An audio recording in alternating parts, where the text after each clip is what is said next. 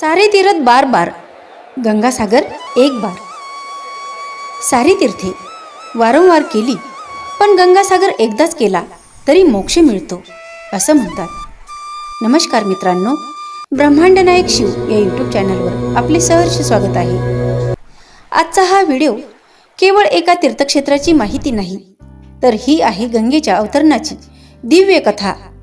महादेवाच्या जटेत गंगेचे धारण, सगर राजाच्या 60,000 पुत्रांचा उद्धार, कपिल मुनींचा तपोबल आणि मकर संक्रांतीला गंगासागरला महायात्रा का भरते याची संपूर्ण आणि भावस्पर्शी कहाणी. आजच्या व्हिडिओमध्ये मी तुम्हाला अशा 5 गोष्टी सांगणार आहे, जसे की गंगासागर तीर्थक्षेत्र कुठे आहे, गंगा नदी पृथ्वीवर का आणि कशी अवतरली, महादेवाने तिला आपल्या जटेत कसे अडवले, कपिल मुनी कोण होते, गंगासागर यात्रेचे पुण्य काय आहे. अशा या 5 गोष्टी या व्हिडिओमध्ये मी तुम्हाला सविस्तर सांगणार आहे, तर हा व्हिडिओ शेवटपर्यंत नक्की बघा. चला तर मग मन शांत करा, श्रद्धा जागी ठेवा आणि ऐका गंगासागर तीर्थक्षेत्राची अमर कथा. त्यापूर्वी चॅनलवर कुणी नवीन असाल तर चॅनलला सबस्क्राईब करा, या व्हिडिओला लाईक करा आणि ही कथा, ही माहिती तुम्हाला कशी वाटली तर कमेंटमध्ये सांगायला विसरू नका.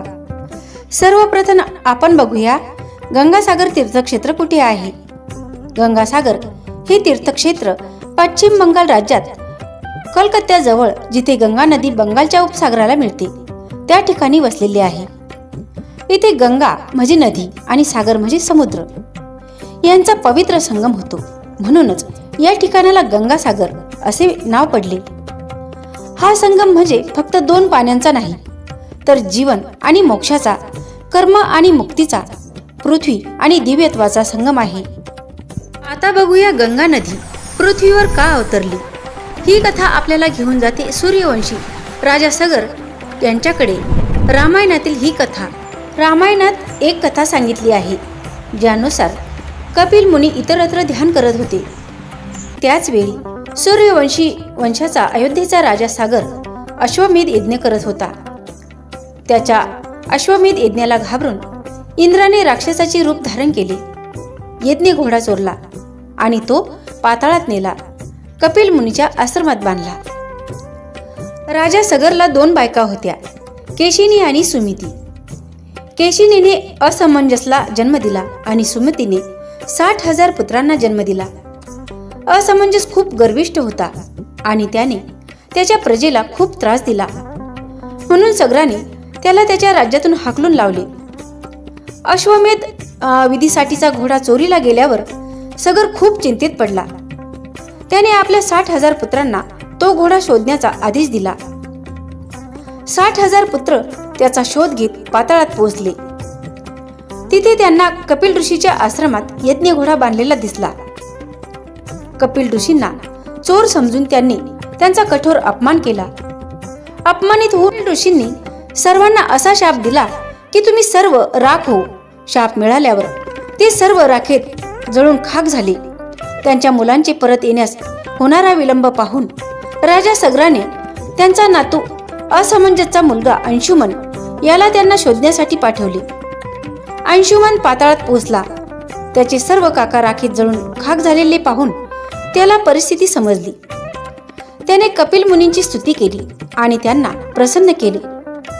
कपिल मुनींनी त्याला घोडा घेण्यास परवानगी दिली आणि असेही सांगितले की जर राजा सगरचा कोणताही वंशज गंगा त्या ठिकाणी आणेल तर सर्वांचे तारण होईल. अंशुमन घोड्यासह अयोध्येला परतला. यज्ञ पूर्ण केल्यानंतर राजा सगरने 30 वर्ष राज्य केले आणि शेवटी अंशुमनकडे सिंहासन सोपवून त्याचे निधन झाले. अंशुमनने गंगा पृथ्वीवर आणण्याचा खूप प्रयत्न केला, परंतु तो अयशस्वी झाला. अंशुमनचा मुलगा दिलीप यांनी दीर्घ तपश्चर्या केली, पण तेही अयशस्वी झाले. दिलीपचा मुलगा भगीरथ यांनी कठोर तपश्चर्या केली.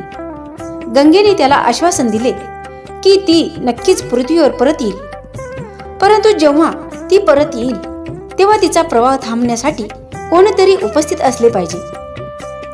भगीरथाने भगवान शंकरांना प्रसन्न केले. भगवान शिवाने गंगा आपल्या केसात धरली. भगीरथाने त्याला पुन्हा प्रसन्न केल्यावर शिवाने गंगा पृथ्वीवर सोडली. शिवाच्या मस्तकावरून गंगा 7 प्रवाहामध्ये पृथ्वीवर उतरली. नदी, पवनी आणि नलिनी या 3 प्रवाह पूर्वेकडे वाहत होते. वडक्ष, सीता आणि सिंधू या 3 प्रवाह पश्चिमेकडे वाहत होत्या आणि शेवटचा प्रवाह भगीरथाने दर्शवलेल्या मार्गाने जात होता. भगीरथ गंगेचा पाठलाग पायी करू शकत नव्हता, म्हणून त्याला एक रथ देण्यात आला. भगीरथाने गंगेला त्या ठिकाणी आणले जिथे त्याचे पंजोबा आणि इतरांना जाळून मारण्यात आले होते. सर्वांना वाचवून गंगा समुद्रात विलीन झाली. भगीरथाने घोर तपश्चर्या करून गंगेला पृथ्वीवर आणले, म्हणून तिचे एक नाव भागीरथी असे पडले आहे.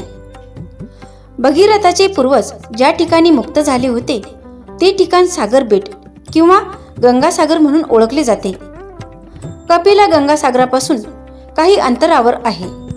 भगीरथाचे पूर्वज ज्या ठिकाणी मुक्त झाले होते ते ठिकाण सागर बेट किंवा गंगासागर म्हणून ओळखले जाते. गंगासागरापासून थोड्या अंतरावर 1973 मध्ये बांधलेले कपिल ऋषींना समर्पित एक नवीन मंदिर आहे, ज्यामध्ये कपिल ऋषीची मध्यवर्ती मूर्ती आहे. त्या मूर्तीच्या एका बाजूला गंगाजींनी राजा भगीरथाला मांडीवर घेतलेले आहे आणि दुसऱ्या बाजूला राजा सागर आणि हनुमानाच्या मूर्ती आहेत. आता बघूया कपिल मुनी कोण होते. कपिल मुनी हे महान तपस्वी, सांख्य दर्शनाचे प्रणेते, विष्णूंचे अवतार असे मानले जातात. त्यांचा शाप कोणत्याही द्वेषातून नव्हता, तर अहंकार नष्ट करण्यासाठी होता. आता बघूया मकर संक्रांतीला गंगासागर यात्रा का भरते.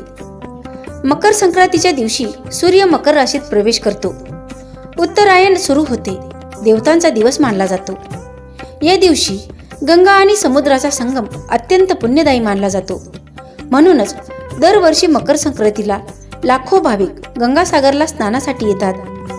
आता बघूया गंगासागर यात्रेचे पुण्य काय मिळते. शास्त्रानुसार गंगासागर स्नानाने पितृदोष नष्ट होतात, पापक्षय होतो, मोक्ष मार्ग सुकर होतो असं म्हटलं जातं. सारी तीरथ बार बार, गंगासागर एक बार. यातून निष्कर्ष असा होतो मित्रांनो, गंगासागर ही केवळ यात्रा नाही, ती आहे श्रद्धेची, तपस्येची, मोक्षाची एक जिवंत परंपरा. बघूया गंगासागर यात्रेचे पुण्य का मानली जाते. ही यात्रा अत्यंत पवित्र. भारतीय सनातन परंपरेत काही तीर्थक्षेत्र अशी आहेत जिथे जाणे म्हणजे केवळ प्रवास नसतो, तर तो आत्मशुद्धीचा आणि मोक्षमार्गाचा एक पवित्र टप्पा असतो. गंगासागर ही अशीच एक यात्रा आहे. शास्त्रामध्ये म्हटलं आहे, सारी तीर्थे वारंवार केली पण गंगासागर एकदाच केलं तरी पुण्य अपार मिळतं. यामागे कारण केवळ श्रद्धा नसून त्यामागे पौराणिक, आध्यात्मिक आणि तात्विक आधार आहे. गंगा ही नदी पापहरणी, पितृमोक्षदायिनी आणि जीवनदायिनी मानली आहे, तर सागर म्हणजे असीम, अनंत आणि सर्व काही स्वीकारणारे तत्व. जेव्हा गंगेचे पाणी समुद्रात मिसळते तेव्हा ते केवळ 2 पाण्यांचा संगम नसतो, तर मानवी कर्म, पाप पुण्य, जन्म मरण या सर्वांचा संगम होतो. म्हणून गंगासागर स्नान कर्मक्षयाचे प्रतीक मानले जाते. पितृदोष निवारण्याचे श्रेष्ठ स्थान मानले आहे.